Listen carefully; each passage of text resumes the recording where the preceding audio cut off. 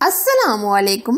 आज हम बीफ ईद कढ़ाई की रेसिपी लेकर आए हैं। हम ईद के पहले दिन सबसे पहले यही भुनी ईद कढ़ाई पसंद करते हैं। आप भी मेरे तरीके से ये ईद कढ़ाई बनाकर सबको खुश कर दें। और इस कढ़ाई को बनाने में बहुत ही कम मसालों का इस्तेमाल किया जाता है। तो इसकी टेस्ट की बात की जाए तो इसका टेस्ट ऐसा होगा कि अगर आप एक रोटी खाते हैं तो उसकी जगह आप 5 रोटियां खाएंगे। अगर ये मेरी आज की रेसिपी आपको पसंद आए तो लाइक कीजिए और शेयर कीजिए। इस अमेजिंग ईद कढ़ाई को बनाने के लिए हमने लिया है 1 किलो बीफ, जो हमने अच्छे तरीके से धोकर मुकम्मल खुशक कर लिया है। अक्सर ऐसा होता है कि हम गोश्त बनाते हैं तो गोश्त के अंदर एक स्मेल सी होती है, यानी ब्लड वगैरह की। तो उसको खत्म करने के लिए मैं एक छोटी सी टिप्स आप लोगों के साथ शेयर कर रही हूँ। ये हमने बोटियां इस तरह छोटी साइज की कटिंग करवाई है। अब हम लेंगे 1 गिलास पानी और 1 चम्मच के करीब हम इसमें नमक ऐड करेंगे और 1 ही चम्मच हम इसमें लहसुन का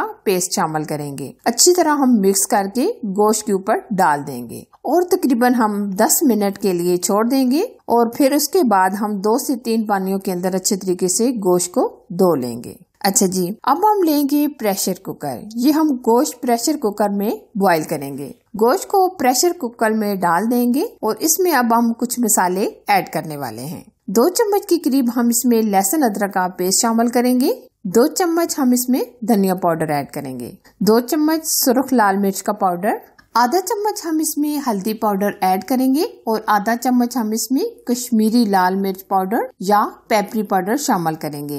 ये हम कलर के लिए डाल रहे हैं। अगर आपके पास नहीं है तो आप स्किप भी कर सकते हैं। अब हम इसमें 1 चम्मच के करीब सालन मसाला ऐड करेंगे। ये मार्केट से आसानी के साथ मिल जाता है। अब हम इसमें डाल देंगे 1 चम्मच नमक। नमक आप अपने टेस्ट के मुताबिक कम या ज्यादा भी ले सकते हैं। अब हम इसमें डालेंगे पानी हम तकरीबन 1.5 गिलास ऐड करेंगे।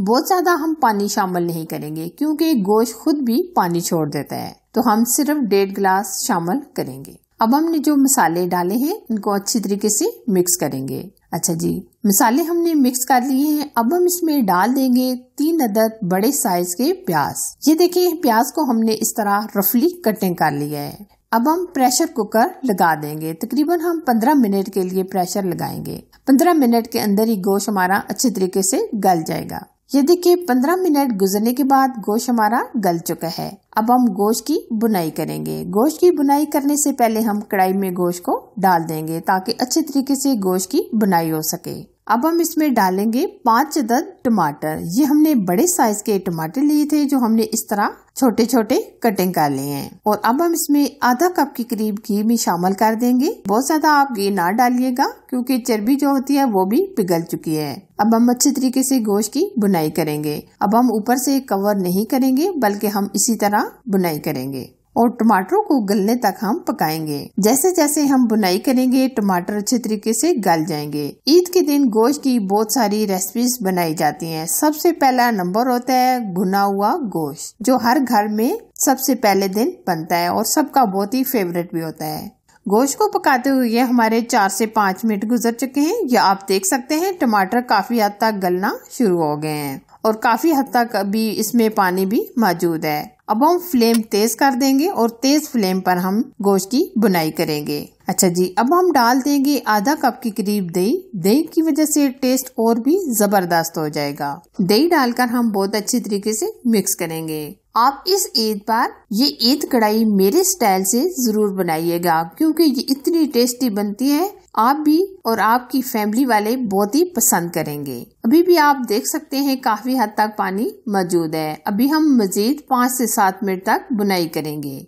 ये देखिए, ऐसा ऐसा गोश्त ने ऑयल छोड़ना शुरू कर दिया है। अब हम इसमें डाल देंगे हरी मिर्चें। ये हम तकरीबन 10 अदद शामिल करेंगे और साथ ही हम इसमें हरा धनिया भी शामिल कर देंगे और मजीद 3 से 4 मिनट तक बुनाई करेंगे। ये देखिए जी, हमारी ईद कढ़ाई की बुनाई हो चुकी है। ये आप देख सकते हैं कितना प्यारा अमेजिंग कलर आया है। अब हम लास्ट में इसमें कुटा हुआ गरम मसाला ऐड करेंगे और थोड़ा सा हम इसमें जीरा भी शामिल कर देंगे। अब हम फ्लेम ऑफ कर देंगे। आप देख सकते हैं ईद कढ़ाई की फाइनल लुक बहुत ही अमेजिंग आई है। और इसकी टेस्ट की बात की जाए तो इसका टेस्ट इतना अमेजिंग और टेस्टी होता है कि आप खुद बना कर देखें।